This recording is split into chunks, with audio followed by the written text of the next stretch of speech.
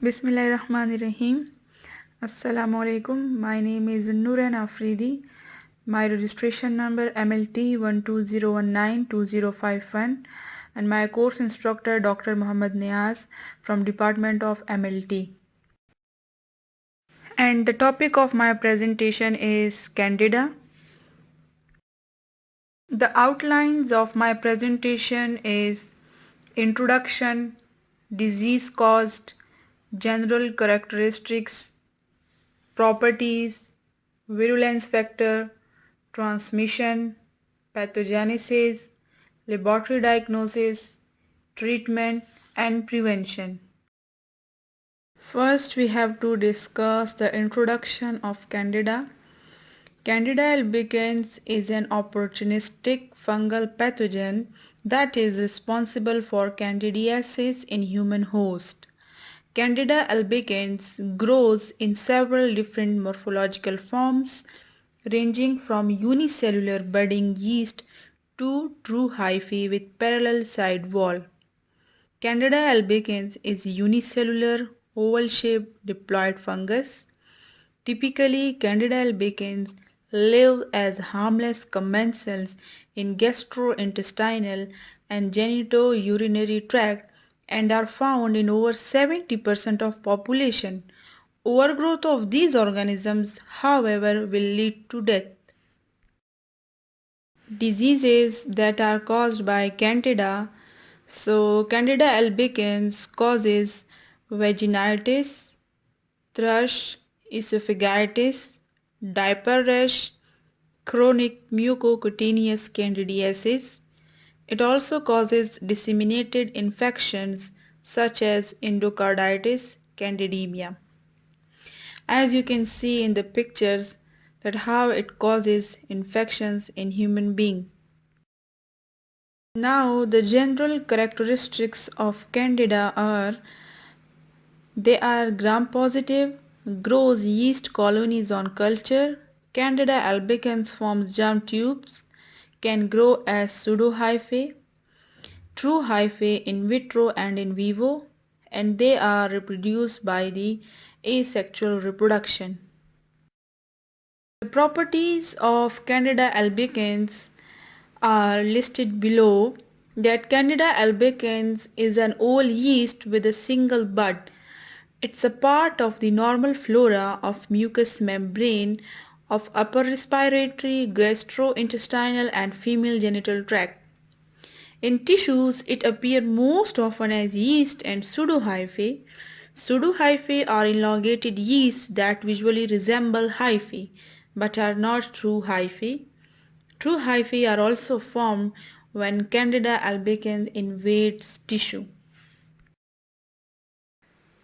Now we have to discuss the virulence factors. Candida albicans has several virulence factors which make it harmful to its host, one of which is its use of cell wall adhesion. Adhesion proteins promote the binding of organism to host cell via hydrophobic interactions. This reduces the level of yeast clearance from the body under normal immune regulation, as you can see in the diagram below. Transmission. As a member of the normal flora, Candida albicans is already present on the skin and the mucous membrane. In addition to the skin, Candida albicans is found throughout the gastrointestinal tract and in the vagina.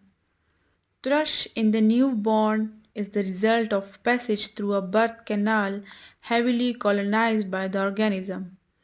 The presence of Candida albicans on the skin predisposes skin to infections involving instruments that penetrate the skin and such as needles and indwelling catheters.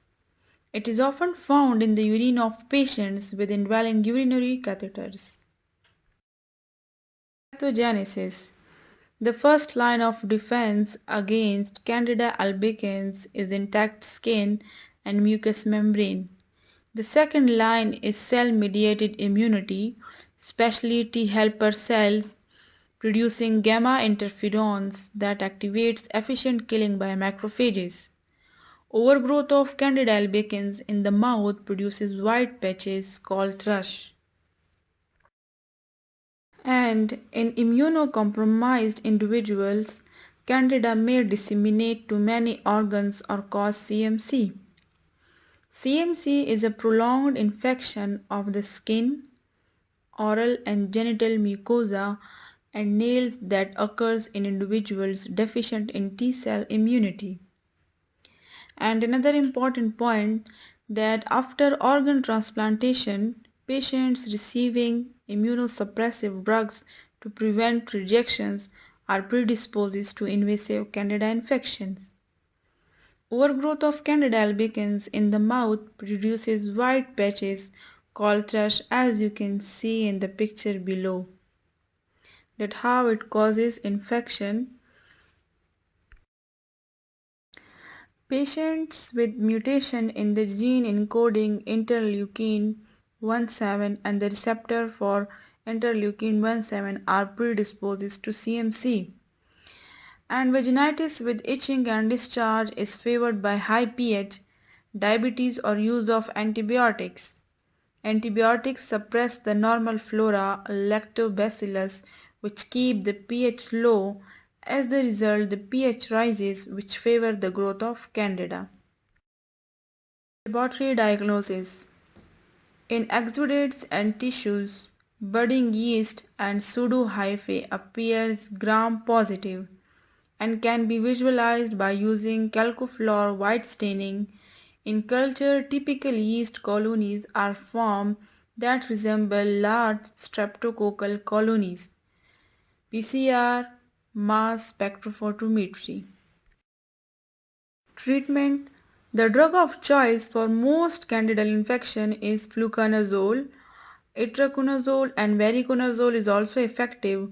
Treatment of skin infection consists of topical antifungal drugs, example clotrimazole or nystatin.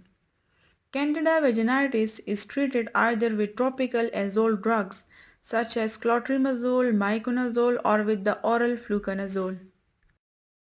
Prevention, that how we have to prevent ourselves from such type of infections. So in general you can prevent most candida infections by keeping your skin clean and dry, by using antibiotics only as your doctor directs, and by following a healthy lifestyle including proper nutrition. People with diabetes should try to keep their blood sugar under tight control. If you have HIV or another cause of recurrent episodes of thrush, then antifungal drugs such as clotrimazole can help to minimize flare-ups. Thank you.